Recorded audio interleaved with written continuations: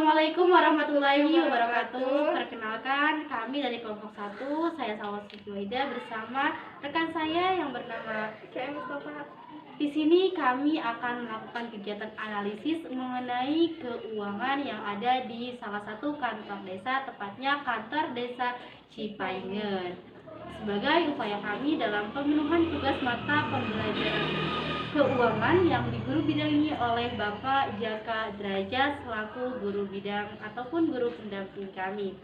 Nah, sekarang kita sudah berada di kantor desa Cipayengan untuk melakukan wawancara dengan salah satu petugas yang berkaitan dengan keuangan yang ada untuk bagian bendahara. Mau tahu kegiatan kami selanjutnya? Yuk ikutin kami dan tonton terus kami sampai selesai. Assalamualaikum Ibu. Waalaikumsalam. Bagaimana kabarnya? Alhamdulillah sehat, Leng. Untuk hari ini, perkenalkan saya sudah bersama rekan saya dari SMK ingin melaksanakan kegiatan observasi analisis mengenai keuangan yang ada di kantor desa Cipayengan ini. Sebagai upaya kami dalam pemenuhan salah satu mata pembelajaran yang ada di SMK Yapim, yakni OTK Keuangan. Apakah Ibu bersedia untuk kami wawancarai? Insya Allah siap. Terima kasih Ibu sebelumnya atas ketersediaannya. Jadi di sini kami akan menanyakan beberapa hal mengenai keuangan yang diterapkan di desa Cipayengan, desa ini. Untuk pertanyaan pertama nih Ibu, langsung aja ya Bu. Terima kasih. Sistem keuangan apa sih yang digunakan di kantor desa Cipayengan ini? Di desa Cipayengan sistem keuangannya sistem akuntabel gitu ya. Jadi di sini mah pencatatannya langsung ke BKU, ditarikan dari rekening, langsung dicatat ke BKU, ditata usahakan, lalu di pembukuannya nanti pelaporan gitu udah selesai kerjanya. Seperti itu. Kemudian sistem ini sudah berapa lama Ibu jalankan? Udah lama dari dulu. Jadi nggak ada perubahan tetap sama ya Bu? Kemudian apakah sistem keuangan yang diterapkan di desa Cipayengan ini sesuai dengan undang-undang yang berlaku dan pengusahaan sendiri gimana? Sudah sesuai ya. Ya, Sudah alhamdulillah. ada undang-undangnya. Nomor 8 tahun 2018 sistem pengelolaan keuangan desa. Malah ada aplikasinya. Jadi kan di desa itu dalam APBDes, bikin dulu APBDes, di-input di dalam aplikasi. Jadi dianggarkan dulu dalam APBDes. Jadi ada aplikasi khusus buat keuangan desa. Namanya Siskedes. Berarti Keuangan desa. Ibu udah punya akunnya dong? Udah ada aplikasinya. Udah. Sekarang canggih ya Bu? Iya, udah ada aplikasinya. Jadi dicatat, misalnya tidak ada penarikan, ada transfer dari dana desa misalnya, langsung masuk ke rekening. Nah, kita input dalam aplikasi, kita usahakan, dilaksanakan. Jadi pelaporannya udah langsung otomatis dalam sistem itu. Aplikasi udah canggih. Manual masih bikin manual aplikasi ada. Kenapa dengan kedua sistem tersebut itu kalau udah ada yang otomatis Itu buat catatan pegangan lah arsip gitu ya. Sip. Ada tetap lah diteruskan gitu. Iya.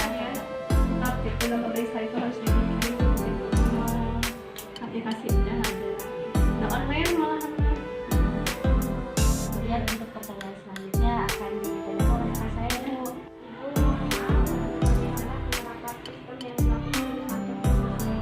Dalam pemenuhan perusahaan atau pendanaan keuangan dari seperti yang tadi ya, sistemnya akuntabel, keterbukaan lah kalau di desa. Jadi sistemnya biasa pencatatan seperti yang tadi dalam buku ya, pelaksanaannya oleh pelaksana kegiatan desa juga ada, itu dicatat dalam APBD. Pelaksanaannya oleh pelaksana kegiatan, misalnya dalam pembangunan ada pelaksananya khusus, dalam bidang penyelenggaraan ada pelaksananya khusus, jadi dibagi-bagi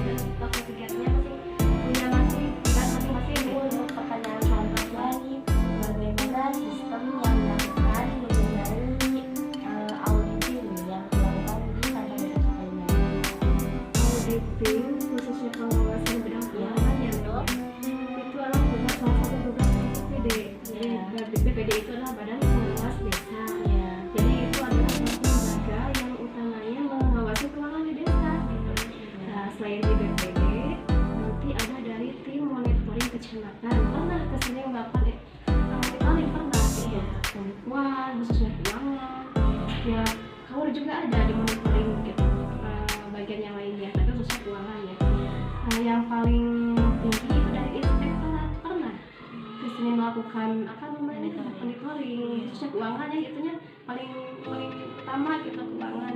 Pernah di inspektorat ya, khususnya kayak di segi LPJ ya, laporan pertanggungjawaban kepala desa, LPJ keuangan, realisasi APBD, itulah salah satu yang diawasi. Tapi kalau dari bawah biasanya itu ada BPD, tugas BPD.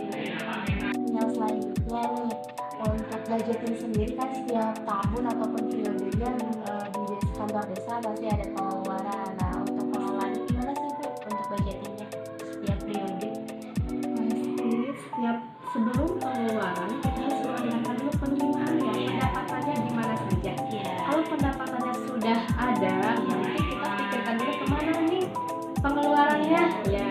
Nah, itu tertera dalam APBDes, anggaran pendapatan dan belanja desa.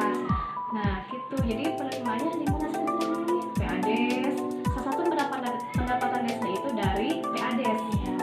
Dari pendapatan itu ada PADes, ada pendapatan transfer. Kalau PADes itu salah satunya dari usaha desa, misalnya BUMDes.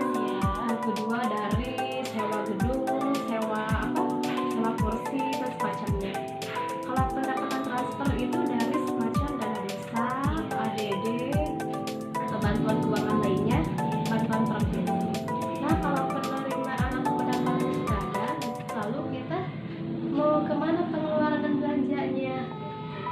Seperti itu. Salah satu belanjanya ada 5 bidang malah dalam APBDes itu. Ada bidang penyelenggaraan pemerintah desa, semacam operasional dan lainnya. Belanja pegawai. Yang kedua ada belanja pembangunan desa, ada bidang kesehatan, bidang pendidikan, bidang tata ruang pemukiman, semacam pembangunan jalan dan sebagainya. Yang ketiga ada bidang pembinaan kemasyarakatan, itu seperti lembaga, seperti insentif lembaga lainnya. Yang keempat ada bidang pemberdayaan masyarakat, belanja buat pemberdayaan semacam pembinaan, pelatihan dan semacamnya.